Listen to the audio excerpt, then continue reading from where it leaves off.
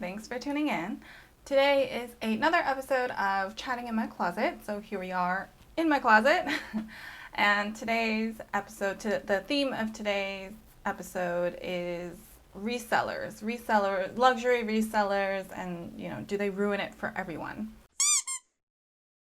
If this is the first time you're tuning in to Chatting in My Closet, this is meant to be an open dialogue on a particular topic. I share my personal opinions. I'm pretty unfiltered, and then I open it up really to all of you guys to share your thoughts on this specific topic in the comment section down below. Oh wait, I'm sure you're all noticing my hair. I did get my hair done, and the color is a lot more vibrant than it was before. I am sort of waiting for it to wash out a little bit, but I do know because of how vibrant it is, it will stay sort of pinker longer. So that's the difference. I think I did film 1 or 2 videos before I did my hair, so if you see my hair go back to a different color, it's nothing crazy. It's just a video that I filmed before my new hair. So for me, I want to clarify what I mean by resellers, because I think there are a lot of different kinds of resellers. So there's like personal shoppers, consignment stores, and then what I'm calling like resellers. Personal shoppers, I'm defining them to be the folks that you reach out to when you have something specific that you want in mind, and they help you get that. And that can be really current season, it could be a couple seasons ago, but it's something that came out from a particular season, and you're asking someone's help, and their network perhaps, to be able to see if they can find it and like source that for you. Consignment shops, of course, can sell like pre-loved, vintage, current season, like all sorts of things, but they maintain like a shop, and whether that's online or physical, and they're able to facilitate the resale of items. And then there's resellers, where I think I'm defining them as the folks who really focus on current or up-and-coming collections, and the really kind of hyped pieces from each of those collections, and then they are just selling those. They sell all like the it bags and all the it accessories, and they add a lot of their fees and everything on top of that. I mean, consignments and personal shoppers would all have their respective fees as well, so it's not just the fact that they add fees that's different. I think that's pretty consistent across the board, but I'm focusing on like this category of what I'm calling like resellers. So they are really like I think they're primarily like online. I see a lot of them on Instagram, and they have like mostly current season items, and they have like a network where they're able to get them from different boutiques, potentially in different countries, and facilitate sending it to you. The main distinction I make between a personal shopper and a reseller is that I think I see the personal shopper being more like someone submits like some sort of specific request, and then they help look for that, versus the resellers are sort of advertising their stock of it bags that they have. See the slight difference? Okay.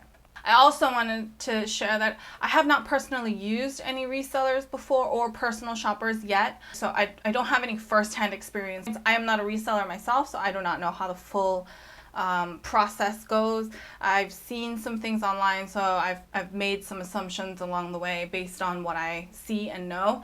So if any of it is incorrect, please let me know in the comment section down below. And if you had a different experience, also let me know in the comments down below. I'm not trying to make it seem like this is the end-all be-all. I know everything about reselling, but it's just some of my assumptions and some of my thoughts based off of that. So I understand reselling is also a business, and so when there are things that are popular, like that's just like basic principles of capitalism, right? There's a supply and there's a demand, and if the demand exceeds the supply, then you can raise your price. But what I sometimes struggle with is just seeing the amount of stock that some people will have. I feel like it also kind of takes away the opportunity of a regular Chanel customer from being able to make that purchase themselves.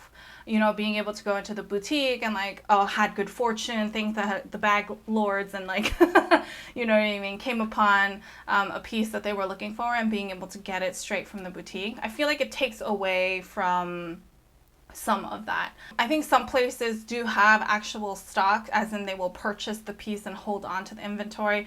Some places, I don't think they necessarily will make that purchase. They don't hold any inventory, but they advertise that it's available and then they will make the sale. So I don't know if they have a good relationship with the boutique itself that they can put it on hold or what it is. But like a lot of times there were really only a select few that came into each boutique. And it's like when you see how many some of these resellers have access to, I understand these are across boutiques, like across the world.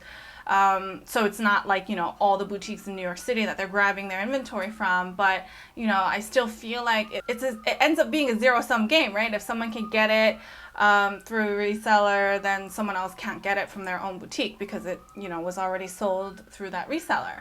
And I feel like sometimes resellers play a role in hyping up a particular style or a particular bag or a particular color, really getting people worked up like they need it, because you start seeing like things where they're like, oh my God, there's only one left. Like, this is the new it bag. Like, you have to get your hands on this. And it's almost like they kind of are a megaphone. They will push certain styles as being really desirable. And then that also drives up the price because then the demand for that style goes up. So I feel like, you know, resellers do play some role in some of that. I do see the flip side as well, where they can be really helpful if you live in a place that doesn't have a boutique, like you don't have a local boutique that you can just go into, or maybe like your country didn't buy a particular style. That happens a lot too. Like the United States buy will be very different from the Europe buy, and there might be a style that you saw as part of the collection that, you know, no one bought in the United States and they bought it in Europe. Then, you know, going through that route can help you get a piece that you otherwise couldn't get your hands on. So I see that flip side, but then I think I would sort of lean towards like more personal shoppers than I would like resellers. And I know this is like that fuzzy gray area where I've made some sort of distinction. I think if you actually go to any of those resellers, they'd all say that they are a personal shopper because they do help source items as well. I think there's a real subtle difference between here's what I saw at the boutique, let me know if you would want anything here, and like, oh my gosh, this is the new it bag, like there's only one of these available, there's 2 of these color available, there's 6 of these available. You know what I mean? Like I feel like it's slightly different. The attitude is a little bit different. When I see all of those and I think about another customer who couldn't get their hands on one, right? And you could be someone who has a pretty good relationship with your boutique, with your SA, and you're, you know, but you still can't get any of those pieces unless you pre-ordered them even before, you know, the collection landed, or your SA shared like their buy book and you could see all of the pieces coming in for the next season, and then you can put your like first dibs on there. Like it becomes, this sort of reminds me of like the very first Chatting in My Closet episode I did about like the game and how frustrating the game could be. And I feel like this resell element adds a layer of complexity to that game. So it's like the things are really limited to begin with, and then you have some entities that perhaps have a broader network of access, secure their access for those pieces that they think are going to be really popular, and then they add their commissions on top of that, and then sell those pieces to ordinary customers. And I feel like a lot of those customers would have been people who probably could have gotten it from their own boutique if they weren't all taken before they could get there, you know? I don't want this to seem like I have terrible ill feelings towards personal shoppers or resellers or consignment shops or anything like that. I don't. I really don't. It's just a phenomenon that I've noticed, and something that I thought was interesting, something that I think sometimes alters my perspective and my enjoyment when it comes to purchasing luxury. Like, I've really recently, I feel like, gotten to the point where, like, if I see some of those bags getting pushed as like, this is the new it bag, like, for example, the Chanel mini with the top handle, that started getting blasted like everywhere. And then I lost interest in wanting to get one. I knew it was going to be pretty difficult to get one by the time I had even reached out to my SA. But I was like, yeah, don't even worry about it. It's fine. I don't think, I mean, it's okay, right?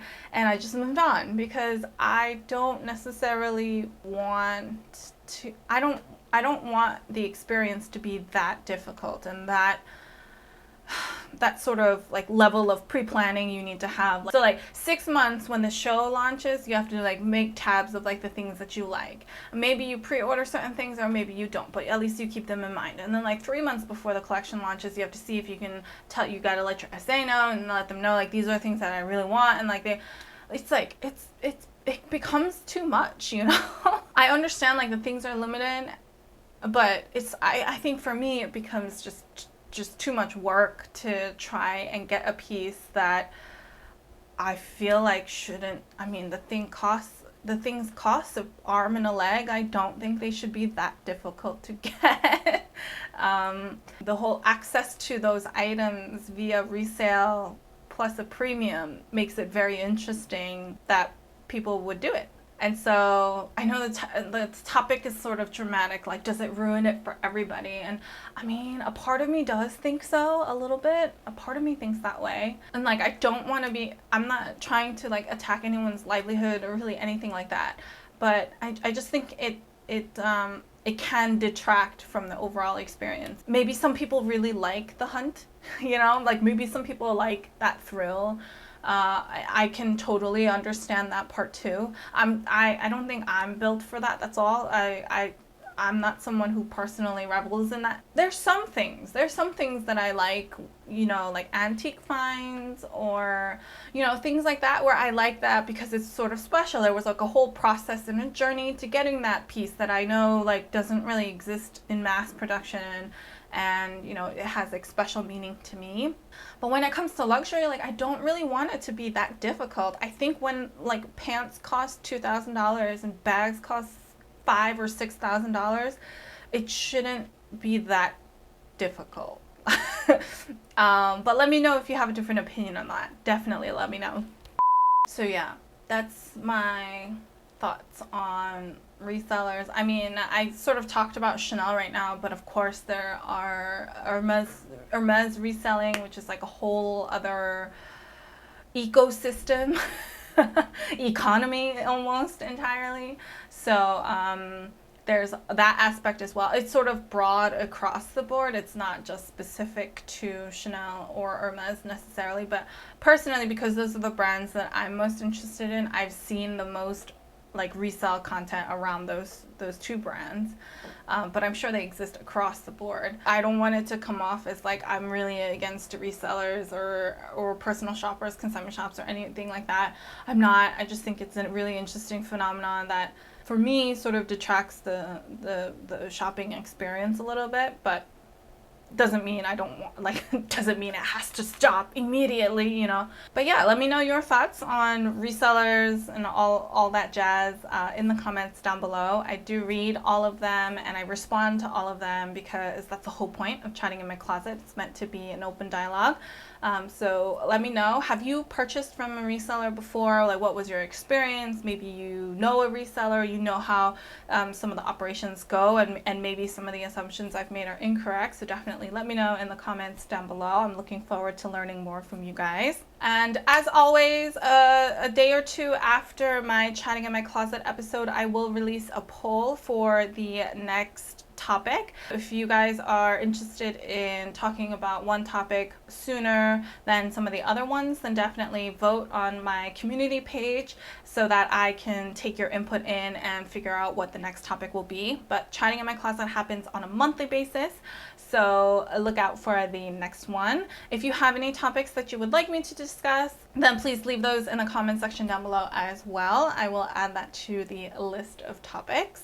The one other thing I wanted to mention is that I'm really close to 3,000 subscribers. I was planning on doing a giveaway when I hit that milestone, and I noticed the other day that I am super close to that milestone. If you haven't already, please subscribe to my channel and it'll get us closer to having that giveaway go live. which will be really exciting. So thank you so much to everybody who has already joined. If you have any questions on anything that we discussed today, or really anything at all, feel free to leave those down below or head on over to Instagram and I'd be happy to help however I can. If you like this video, please give me a thumbs up. I really appreciate all of your feedback and support. If you like this kind of content and you haven't already, please subscribe to my channel. I post new fashion related videos every Sunday and Wednesday. So until next time,